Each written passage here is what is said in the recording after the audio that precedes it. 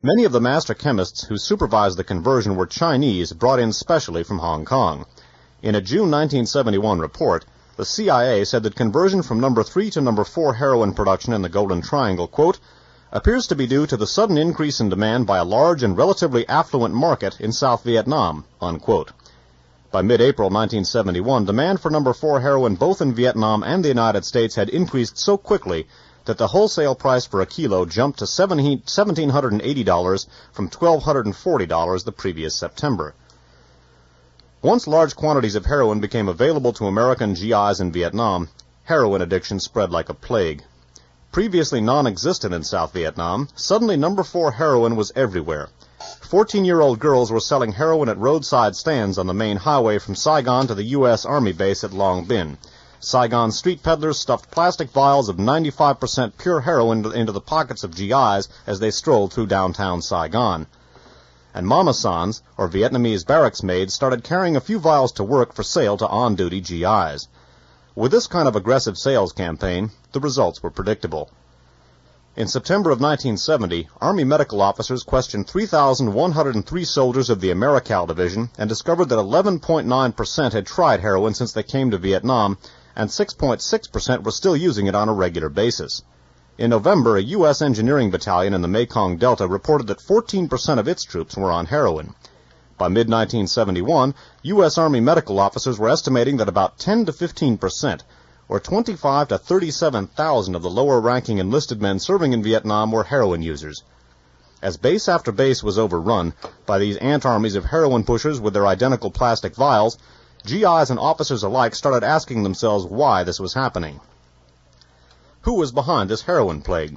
The North Vietnamese were frequently blamed, and wild rumors started floating around U.S. installations about huge heroin factories in Hanoi, truck convoys rumbling down the Ho Chi Minh Trail loaded with cases of plastic vials, and heroin-crazed North Vietnamese regulars making suicide charges up the slopes of Khe Sanh with syringes stuck in their arms. However, the U.S. Army Provost Marshal laid such rumors to rest in a 1971 report which said in part, quote, the opium-growing areas of North Vietnam are concentrated in mountainous northern provinces bordering China. Cultivation is closely controlled by the government, and none of the crop is believed to be channeled illicitly into international markets. Much of it is probably converted into morphine and used for medical purposes. Instead, the Provost Marshal accused high-ranking members of South Vietnam's government of being the top zone, unquote, in a 4-tiered heroin pushing pyramid. Zone 1, located at the top or apex of the pyramid, contains the financiers or backers of the illicit drug traffic in all its forms. The people comprising this group may be high-level, influential political figures, government leaders, or moneyed ethnic Chinese members of the criminal syndicates now flourishing in the Cholon sector of the city of Saigon. The members comprising this group are the powers behind the scenes who can manipulate, foster, protect, and promote the illicit traffic in drugs. And the point being here that the American GIs were being addicted in Vietnam, and as we're about to look at now, one of the dominant forces in that addiction was none other than the elements of the very Vietnamese government those GIs were there to protect, primarily those around Nguyen Cao Ky. Nguyen Cao Ky was president of the Vietnamese Republic at one point, for a long time was vice president under Thieu. He was also head of the Vietnamese Air Force, and in that capacity was able to insert himself right into the center of the narcotics traffic. As we shall see also, at this point, the American military and political leaders in Vietnam, who were there instructing the forces in Vietnam, began to realize that they were going to have real difficulty controlling the populace of South Vietnam. As we have said many times, and many other people besides us have observed, South Vietnam was not so much a nation as it was a group of people receiving U.S. assistance in order to sort of stay in large groups and keep the North Vietnamese out, and even more importantly, keep the Viet Cong out, who were largely South Vietnamese. In other words, the people who also lived in South Vietnam and who happened to be opposed to the government in Saigon. This was becoming more and more an untenable position for the U.S. to support a government that had no popular support itself among its people, and more money and more underworld activity was needed to support this kind of effort to keep the populace under control. Now, it's worth noting that Viet Cong activity in Saigon was increasing dramatically.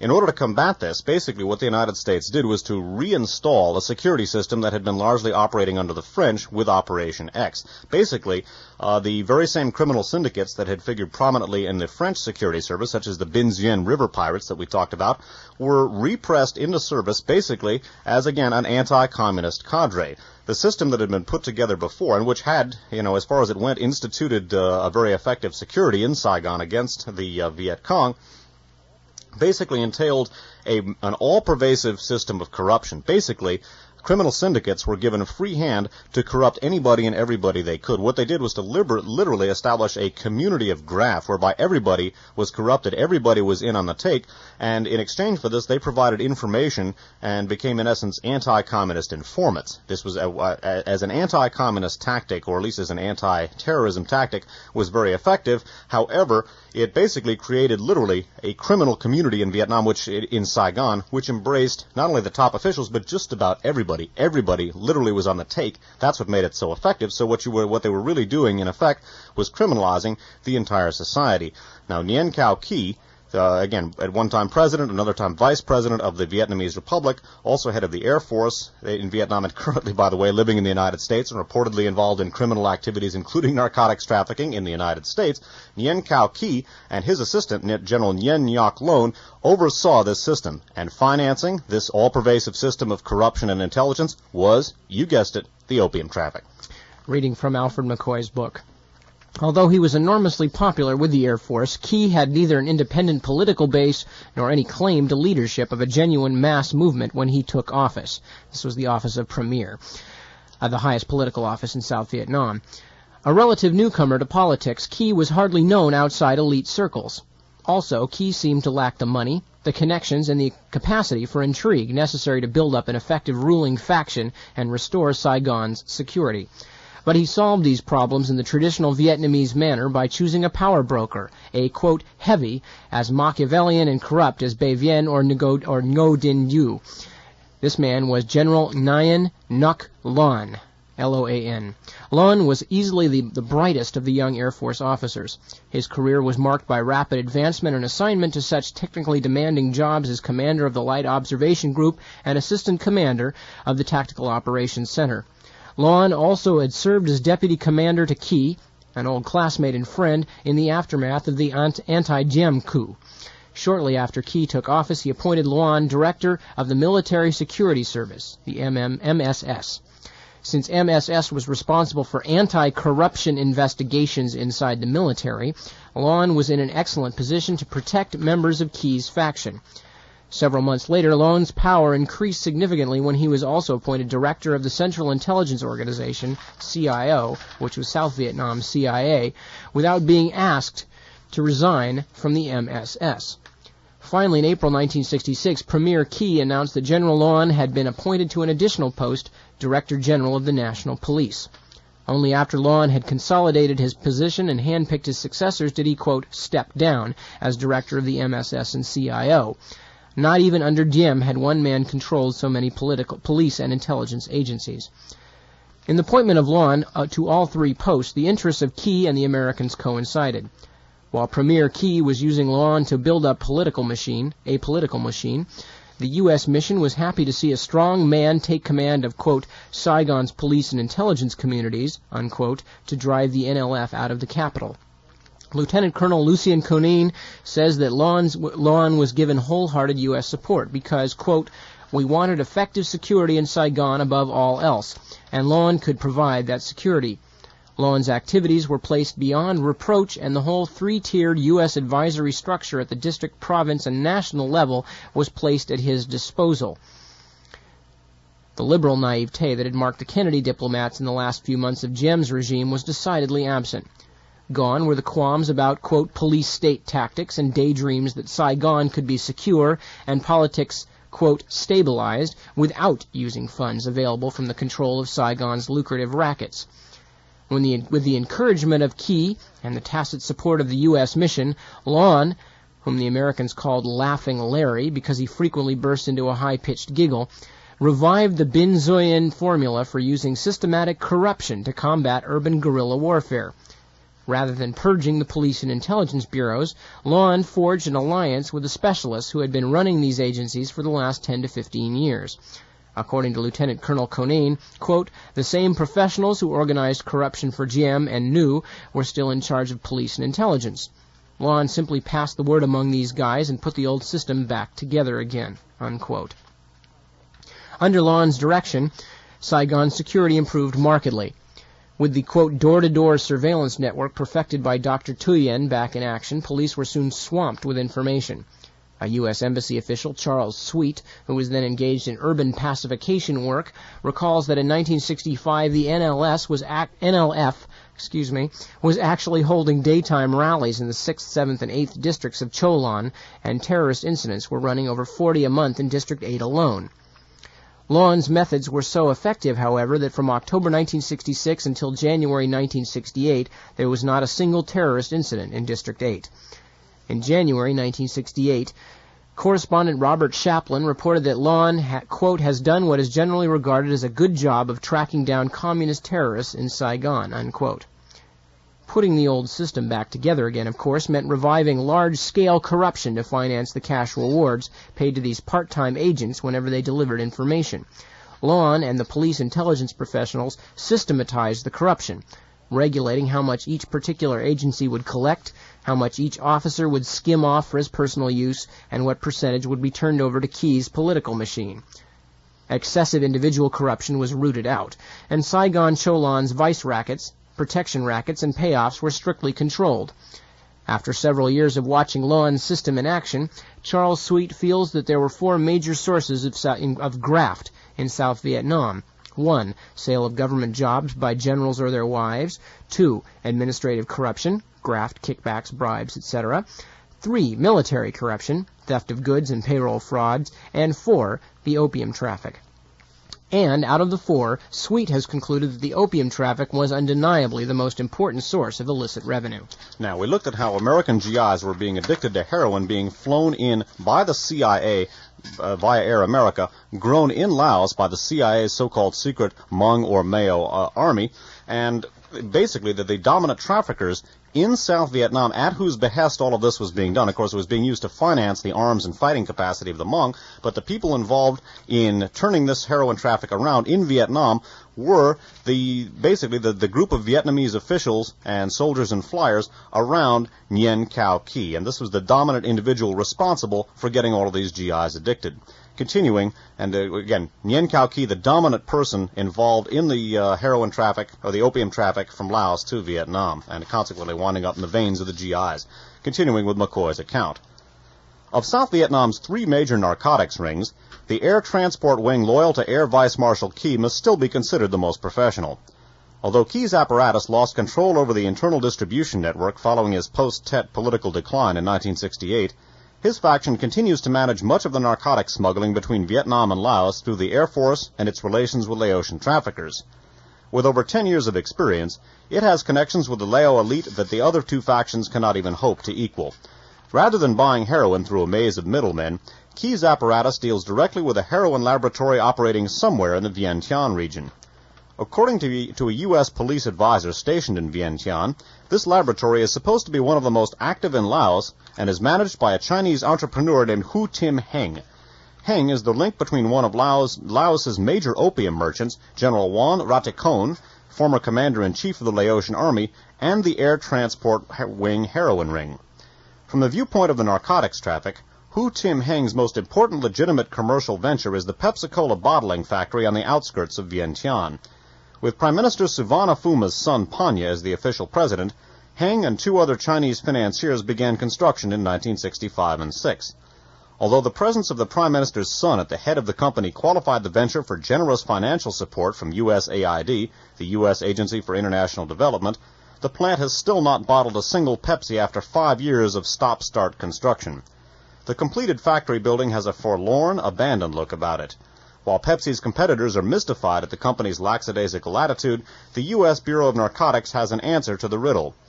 Bureau sources report that Heng has been using his Pepsi operation as a cover for purchases of chemicals vital to the processing of heroin, such as ether and acetic anhydride, and for large financial transactions. Once the heroin is processed and packaged in large plastic envelopes, other experienced members of the Key apparatus take charge of arranging shipment to South Vietnam. Mrs. Nguyen Thi Ly, Key's older sister, last name, by the way, Thily, Key's elder sister had directed much of the traffic from the Saigon Palace Hotel in Pak Se while her brother was premier. But in 1967, she gave up her position as manager and moved back to Saigon. However, sources in Vientiane's Vietnamese community report that she and her husband have traveled between Saigon, Pak Se, and Vientiane at least once a month since they returned to Vietnam. Mrs. Lee purchases heroin produced in Hu Tim Heng's clandestine laboratory and has it shipped to Pak Se or Phnom Penh, where it is picked up by Vietnamese Air Force transports. In addition, the U.S. Bureau of Narcotics believes that General Loan's old assistant, Mai Den, may also be involved in this operation. After General Loan was wounded in May of 1968, Mai Den was forced out of his position as director of the CIO's Foreign Intelligence Bureau, and he exiled himself to Bangkok. For 2 years, this wily chameleon had used his CIO agents to weave a net of drug contacts across the Golden Triangle, and the Bureau of Narcotics has reason to believe he may still be using them. Normally, those Air Force officers responsible for directing the flow of narcotics to South Vietnam purchase the drugs and have them delivered, often by the Laotian Air Force, to points in Laos, particularly Pak Se, or else across the border in Pleiku Province, South Vietnam, or in Phnom Penh, Cambodia. Most observers feel that the Cambodian capital has preempted Pleiku's importance as a drop point since the Vietnamese Air Force began daily sorties to Phnom Penh during the 1970 Cambodia invasion. In August of 1971, the New York Times reported that the director of Vietnam Customs, quote, said he believed that planes of the South Vietnamese Air Force were the principal carriers of heroin coming into South Vietnam, unquote.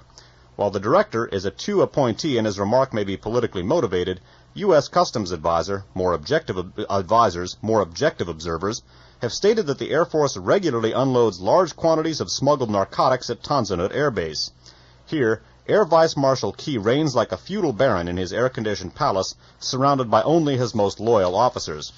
As one U.S. Air Force advisor put it, quote, in order to get a job within shooting distance of the vice presidential palace, a VNAF officer has to be intensely loyal to Key. So summing up this passage that we just finished reading, not only are the Hmong tribesmen, the CIA's so-called secret army, growing the opium in Laos, not only is CIA's Air America flying it into South Vietnam, but the key traffickers in Vietnam, and of course remember that the key victims and addicts are American GIs, the key traffickers in Vietnam are the key elements of the government, and key there is not meant as a pun, specifically Nguyen Cao Ky, Air Vice Marshal, head of the Vietnamese Air Force, one-time President of the Republic, for a long-time Vice President under General Thieu, and it's worth noting that the main refinery from which the Key ring is getting, that's a great, but from which the Key Narcotics Organization is getting its heroin and its opium, is being bottled basically it's at a plant which is ostensibly a Pepsi-Cola bottling plant. It is not actually a Pepsi-Cola bottling plant. It is actually a heroin laboratory.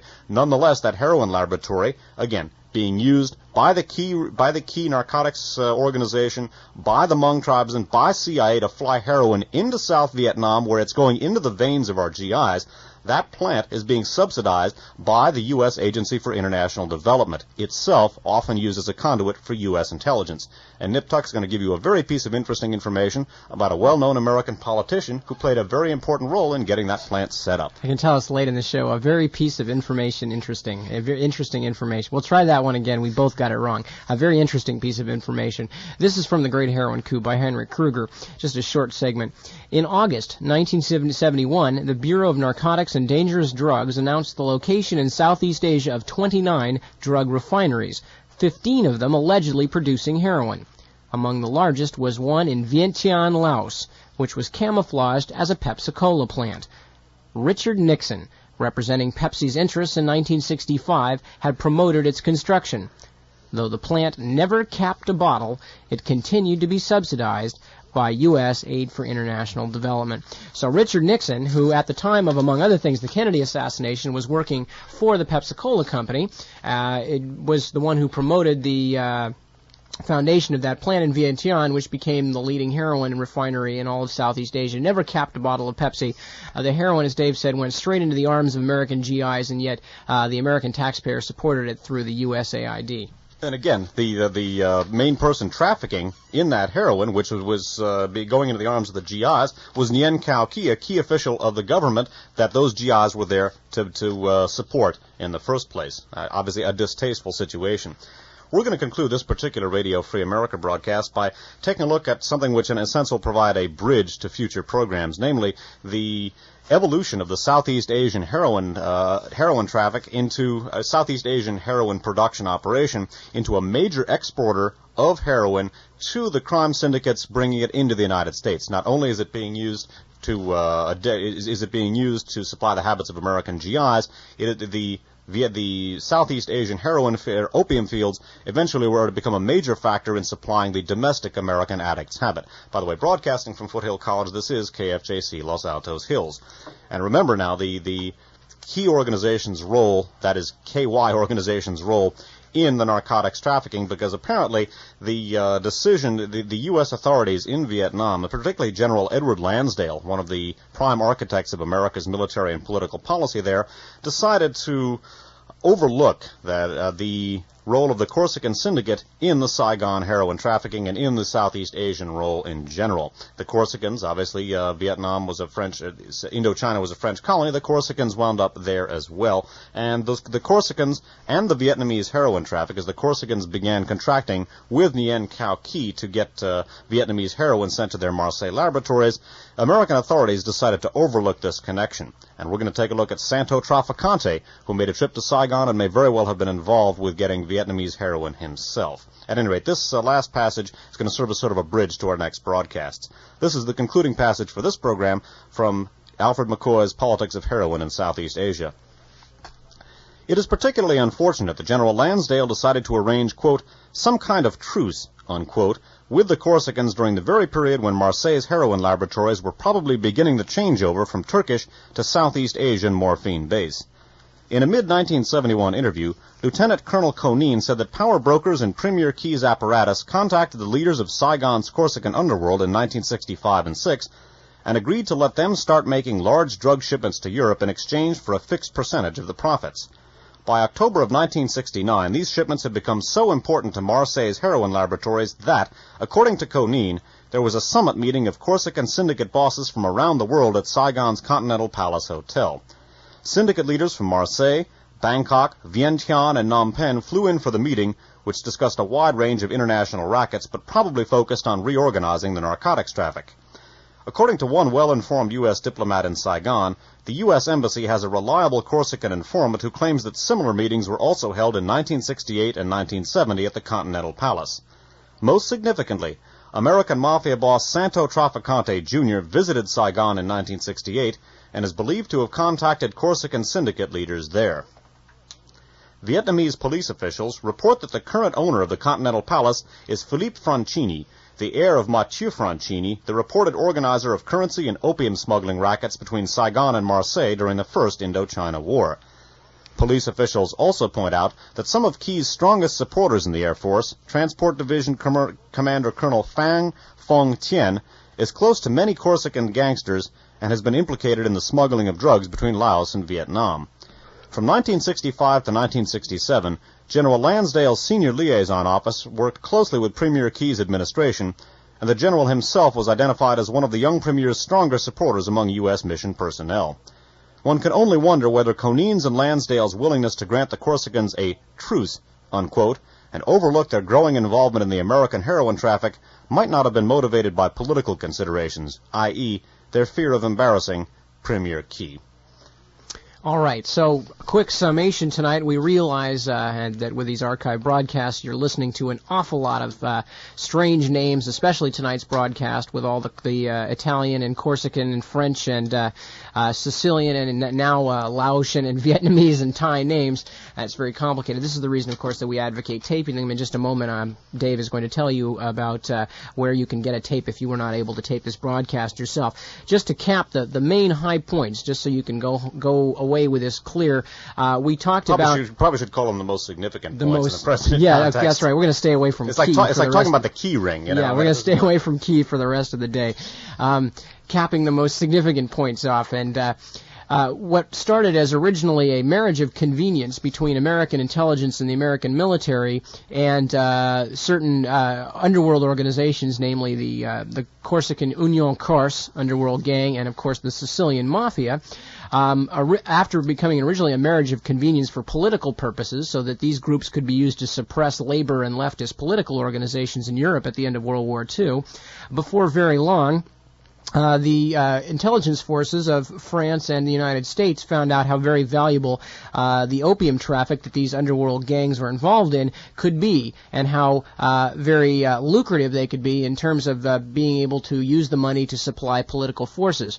Of course, also the same thing happened in China, where Chiang Kai-shek's intelligence operation was based almost entirely upon drug-dealing gangs, and later when the United States began to have liaison directly with Chiang Kai-shek's intelligence chief, that liaison was in fact right through the same network and operations. So later on, when France and then after them the United States made Southeast Asia the focus of much of their policy for Asia and stopping communism, the combination of these things, the French connections into the opium traffic, and of course the profound involvement of Chiang Kai-shek's Chinese refugees, the KMT, the Kuomintang, meant that the United States would become more and more involved with the heroin traffic, and eventually, by the late 1950s and the mid-1960s, the United States was actively involved to the extent of having a CIA proprietary airline, Air America, actually flying Laotian opium down from the hills to the flatlands, and opium that later wound up being refined in a Pepsi-Cola bottling plant that was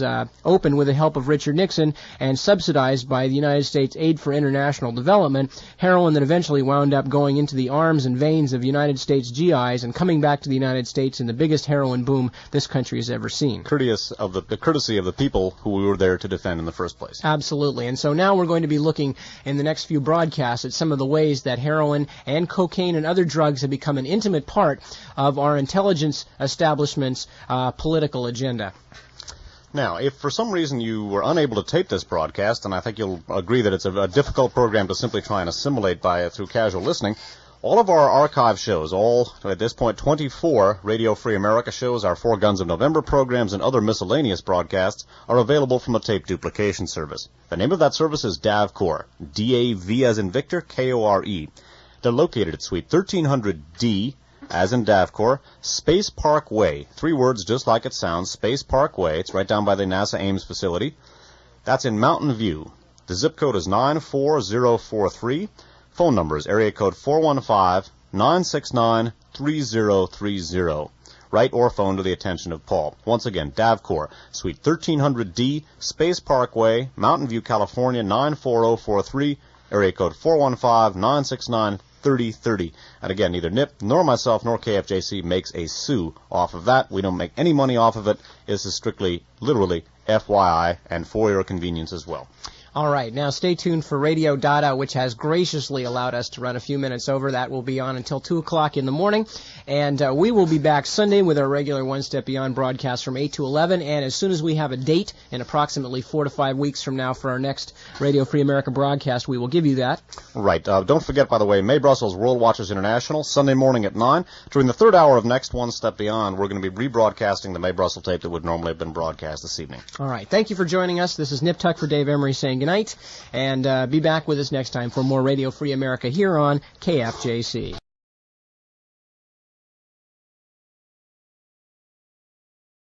A U.S. engineering battalion in the Mekong Delta reported that 14% of its troops were on heroin. By mid-1971, U.S. Army medical officers were estimating that about 10 to 15%, or 25 to 37,000 of the lower-ranking enlisted men serving in Vietnam were heroin users. As base after base was overrun by these ant armies of heroin pushers with their identical plastic vials, GIs and officers alike started asking themselves why this was happening. Who was behind this heroin plague? The North Vietnamese were frequently blamed, and wild rumors started floating around U.S. installations about huge heroin factories in Hanoi, truck convoys rumbling down the Ho Chi Minh Trail loaded with cases of plastic vials, and heroin-crazed North Vietnamese regulars making suckers of the illicit drug traffic in all its forms. The people comprising this group may be high-level, influential political figures, government leaders, or moneyed ethnic Chinese members of the criminal syndicates now flourishing in the Cholon sector of the city of Saigon. The members comprising this group are the powers behind the scenes who can manipulate, foster, protect, and promote the illicit traffic in drugs. And the point being here that the American GIs were being addicted in Vietnam, and as we're about to look at now, one of the dominant forces in that addiction was none other than the elements of the very Vietnamese government those GIs were there to protect, primarily those around Nguyen Cao Ky. Nguyen Cao Ky was president of the Vietnamese Republic at one point for suicide charges up the slopes of Khe Sanh with syringes stuck in their arms. However, the U.S. Army Provost Marshal laid such rumors to rest in a 1971 report which said in part, quote, "The opium-growing areas of North Vietnam are concentrated in mountainous northern provinces bordering China. Cultivation is closely controlled by the government, and none of the crop is believed to be channeled illicitly into international markets. Much of it is probably converted into morphine and used for medical purposes." Instead, the Provost Marshal accused high-ranking members of South Vietnam's government of being the top zone, unquote, in a four-tiered heroin-pushing pyramid. Zone 1, located at the top or apex of the pyramid, contains the financiers, or Vietnam. Suddenly, number 4 heroin was everywhere. 14-year-old girls were selling heroin at roadside stands on the main highway from Saigon to the U.S. Army base at Long Binh. Saigon street peddlers stuffed plastic vials of 95% pure heroin into the pockets of GIs as they strolled through downtown Saigon. And Mama-sans, or Vietnamese barracks maids, started carrying a few vials to work for sale to on-duty GIs. With this kind of aggressive sales campaign, the results were predictable. In September of 1970, Army medical officers questioned 3,103 soldiers of the Americal Division and discovered that 11.9% had tried heroin since they came to Vietnam, and 6.6% were still using it on a regular basis. In November, many of the master chemists who supervised the conversion were Chinese, brought in specially from Hong Kong. In a June 1971 report, the CIA said that conversion from number 3 to number 4 heroin production in the Golden Triangle, quote, "appears to be due to the sudden increase in demand by a large and relatively affluent market in South Vietnam," unquote. By mid-April 1971, demand for number 4 heroin both in Vietnam and the United States had increased so quickly that the wholesale price for a kilo jumped to $1,780 from $1,240 the previous September. Once large quantities of heroin became available to American GIs in Vietnam, heroin addiction spread like a plague. Previously non-existent in South Vietnam,